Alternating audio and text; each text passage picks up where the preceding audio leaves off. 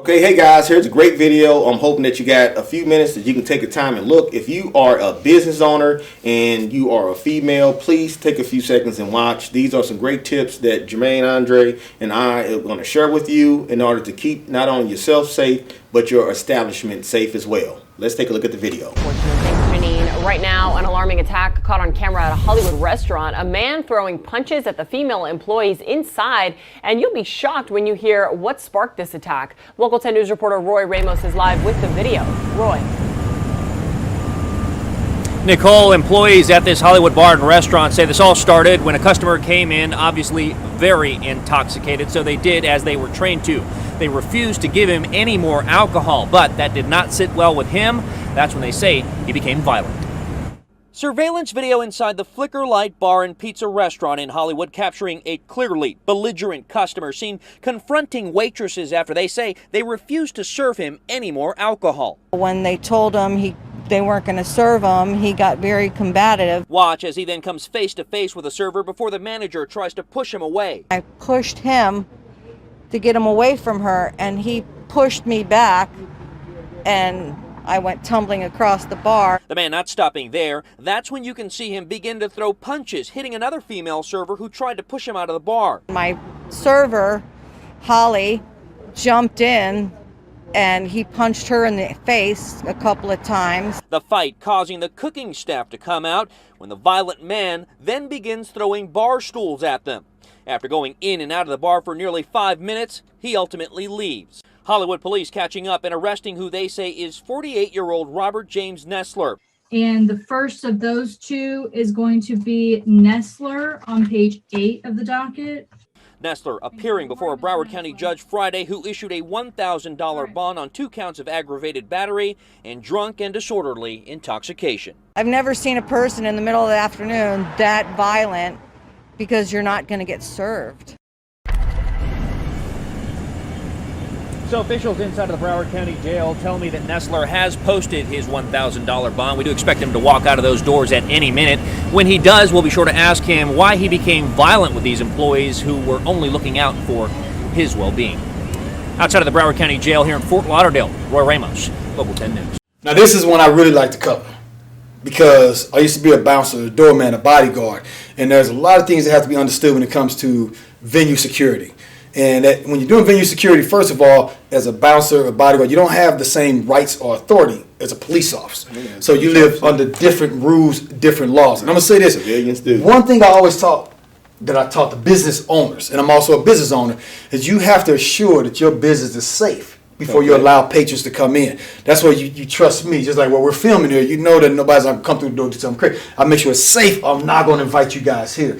So if you own a place that sells liquor, we all know that you eventually are going to get the drunken idiot. Right. All right. Right. And it's usually a college football player. You know, and I say that's not saying anything bad against college football players. I'm making a point. It's usually big, strong guys. So you have to be prepared to handle a big, strong guy. And in this video, you see this guy comes in. There's a place where they serve liquor, and these 3 women get into a fight with this huge man.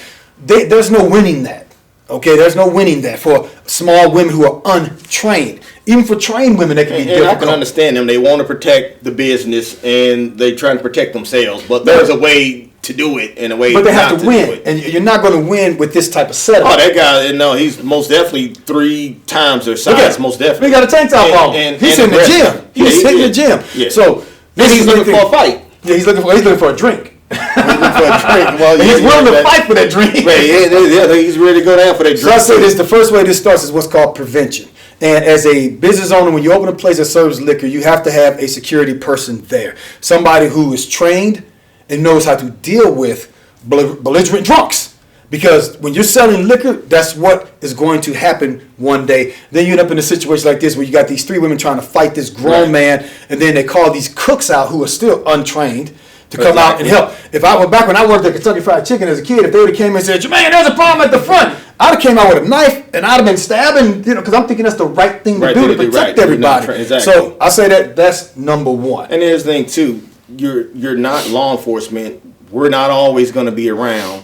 And you have to have ways in order to protect your establishment. And I think this is good that we're doing videos like this, because part of ORSS, Organized Response Safety Solutions. What is the plan? Have you sat down with the owner? As the owner, have you discussed what to do at your business if someone comes in intoxicated or if someone comes in trying to rob a place? I think these are discussions that we should be having in this day and age. How can we create more situational awareness and create more safety in order to overcome situations like this? So go ahead, Jermaine. What do you recommend as this big burly guy walks in and you have These three women. females, So let's move forward. trying to defend themselves? What do you recommend? You know, you see the guy gets in the one lady's face, and the other employee steps up and she shoves the guy pretty hard. You know, trying to defend her coworker. I understand that, but I think that might have escalated things instead of de-escalating. So, what's your take? What do you think they could have done in order to I'm gonna say this: smooth things out a little bit better until the police officer got there? Right. What do you think? The best fight that you can win is the fight that doesn't happen. All right. So if you, first of all, you have to always know your enemy. Okay. And they didn't know their enemy. All right. They figured that pushing, yelling, screaming would intimidate him to leave. When you push a drunk person, It's already on the influence. that makes him get mad or Right, angry. influence. You know, it's always Right. makes him worse. And most drunks are violent too. What I would You say know, is they're- right when now, of course, they did what they thought was right. Right. All right, and I'm not knocking the women at all. The one lady, she tried to stand and say, "Sir, I can't serve you." All right, and then he got in her Okay. face, but he didn't touch her yet. So of course, we're talking about the spacing and the distance. She should have moved back further.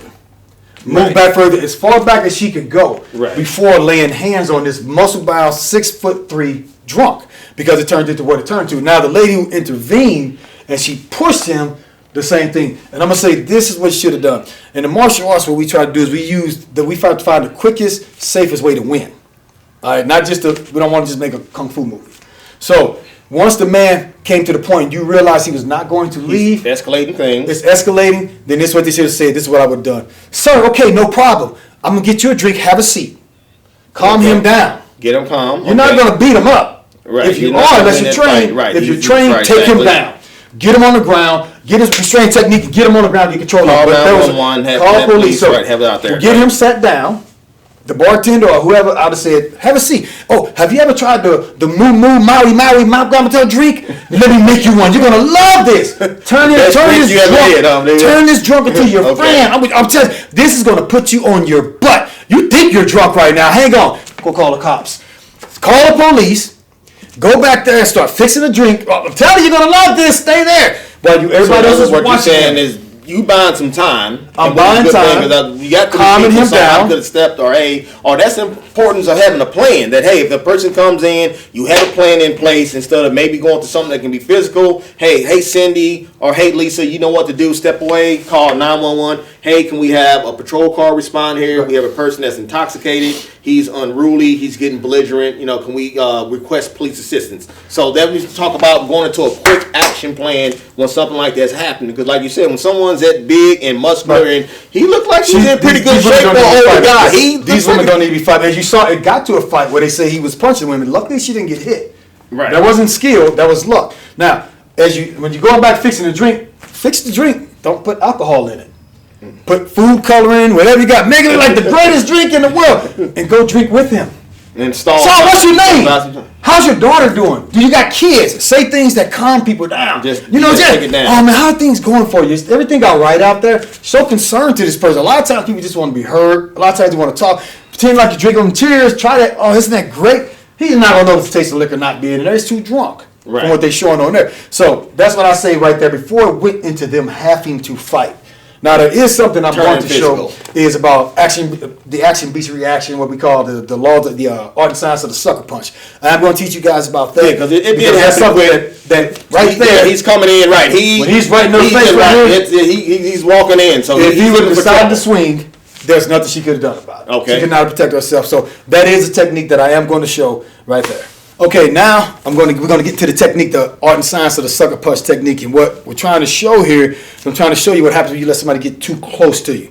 Now, Sean and I are going to do a drill, and this is a drill, a safe drill you can do at home if you want to. We're going to get together, stand foot to foot with each other, and you get to decide who you think is quickest between he and I. Now, what's going to happen is Sean's going to try to touch my chest, just a simple touch like that, as quick as he can, to make it like that would have been a sucker punch to the face, and I'm going to block it. All right, to show you how quick I am, I'm gonna stop him. If he touches my chest before I can block it, that would have been a punch, a sucker punch that could have knocked me out, anything like that. Okay? So Sean's gonna go first. He's touching me, I'm gonna block.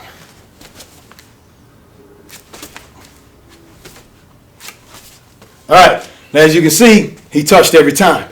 But now it's my turn. That means he's quicker than me, right? All right, let's see. Now I'm gonna touch him, he's gonna try to block. Ready?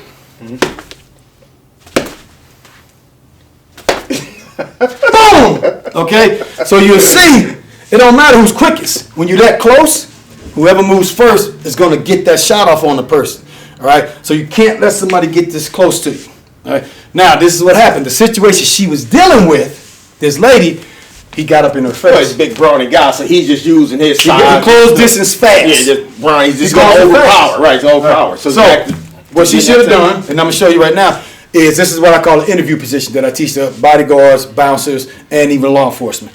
Is you go here and talking with my hands up. Of course, like I said before, she should have been moving backwards, creating space. But when here, then if that person tries to hit you, you can just cover, just like that. Because from here, you're not gonna make it. So that's the position that she wants to be in. So we're gonna work that, and Sean's just gonna simulate a straight punch at me. Okay. Just like that. So I'm here. walk We in. talking. Well, you can be right up on me. Okay, come on. And remember, Right first thing up I'm on doing is I'm getting here to my fighting position. All right. Now I'm not engaged yet because he hasn't swung on me, so I don't want to go here because that means fight time. Right. All right. And first of all, self-defense happens like this. Boom, boom. I'm never going to take a stance and let's fight. I'm going to say, I don't want to fight. Boom. And then trick the person. All right. So I'm still here, sir. Please, I need you to leave me. He tries to throw that punch at me. Boom. Right there, I'm covered. Okay. Because they're always going to draw back for that swing to swing. And right there, my hands are up. If you come, whatever you want. Boom. I'm here covering. He come on the other side. Boom. I'm here covering. Come straight ahead, straight up the middle. Boom. I'm here. And he hitting those hands right there. All right. So, Sean, you going to try it? You're going to take a step back, the left side back. That's your strong side. Foot back. Okay. And so that way, those hands are there. And I always like to clap. I say, because it looks like I'm being nice. Being nice. Sir, look, I need you. You see that? So he does look Can you aggressive. please leave. He's Right. not making me And escalate. And too, and you try to, you said talk and calm the guy down. Sir, can you please calm down? You know, please, doing what you can to de-escalate. So that's also what we're going to try to keep in mind. Remember, this is only if you can't move back. Or if you have to interview, if let's say he's a bouncer in a nightclub and you're trying to talk to me, it's loud. So we have to get close for the here. So when I try to throw a punch, anything like that, he can bring those arms up. He's already there. Boom. Boom. Whatever side I try to come for, boom, from here, his hands are there to block. And then, of course, when you block, you disengage. All right, it's my turn. And you're going to throw a punch at me, whatever. You throw it. Boom, I disengage, and it's fight time now. Now it's on. I'm going into self-defense. So remember that, like I said, that's a drill you can try at home. Try that drill where you're trying to block, be as quick as you can. That's the art and science of sucker punch. And here's my thought too: get people out there and get help. I mean, I know it's three of you guys, and the cook, he came from the kitchen, but Jermaine made a great point. It's obviously he wasn't trained either. They're not trained. He came out, he didn't really know what to do, and this guy picks up chairs and furniture and starts throwing everything. So the best thing, if you can get this guy to calm down and keep from him escalating to another level of violence, I think to win the fight. That's the you're win. there, to win. You want to get a check. You want to go home. With your family. Who's to say if this guy was to pick out a weapon or something like that? What if right. the guy had a knife on We him? don't know had a what he gun? could have Now had we're on going him. into a whole nother level of situation that what do I do? So what is the plan? Think what we can do to safety. If you are a business owner, if you do own a business, take some time to sit down with your employees. Sit down and speak to them about what you should or should not do if someone comes in intoxicated or someone does come in with a weapon. What is the plan? And I'm going to say, always have a security person there if you serve a liquor in a bar type environment, because you are going to get the drunken idiot someday. You're the ones that sell them the liquor. So you have to remember that, hold a responsibility, accountability towards that. And then if you end up in a situation where you got a drunk coming in, don't try to anger him. Don't try to punk him out, because it's Right. not going to happen. Try to be his friend, talk him down until you can get a professional expert there that's trained to handle a combat situation. If you're not trained, a trained combatant, don't put yourself in a combat situation. and know that we as police officers, we're always there to help you. If someone can slip away, or if you're in the kitchen, you guys hear something, a disturbance, you peek your head out, you see this guy is out of control. Best thing you do, get on that phone, call 911. Hey, can we have a police car respond here? We have a guy that's intoxicated, or we have a guy that's here getting violent. Give the dispatcher a description, what this guy looked like, what he's wearing, and let them come there, as Jermaine stated. Let the trained professionals come in and deal with a combatant such as this nature, instead of the females, because I don't want to see anyone get hurt. And as I state, as you begin to watch more of our videos, it's all about safety. How can we make sure people are safe and make sure that you get home alive? We're done. Another great video with ORSS, Organized Response Safety Solutions. Good night.